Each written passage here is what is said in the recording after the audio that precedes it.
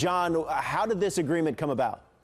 Well, actually, it was agreed upon November 21st, and this explains why Richie Incognito postponed his grievance hearing and agreed with the Dolphins to try to let this case play out. And here's the terms of the agreement. Now he can be suspended. Now, technically, you can only suspend a guy for 4 games in a situation like this. He's agreed that he can take a maximum of 6 games away. The trade-off is he's only losing 2 weeks of game checks as opposed to 4, and so he will then continue with pay for weeks 5 and 6 of this suspension. We are technically in week 4, and so they had to try to reach something knowing that this was going to take probably more than 4 weeks to try to resolve. So it looks like there's a fair agreement, and this was made on November 21st so that he could postpone the hearing, let the case go through, and then see what Ted Wells decides to do.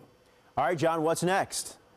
Well, what's next is going to be Ted Wells' decision. And so you can see with this agreement, there is now a timetable. That timetable is 2 more weeks. And so at that point, Ted Wells has to submit his investigation, put it in writing, and then decide what to do with Richie Incognito, decide if anything needs to be done with any other member of the Dolphin organization, and then see what happens with Jonathan Martin. So you can see what this has done is bought 2 more weeks to try to resolve this thing, and not at the expense of Richie Incognito, but now gives Wells a deadline 2 weeks from now to get something done.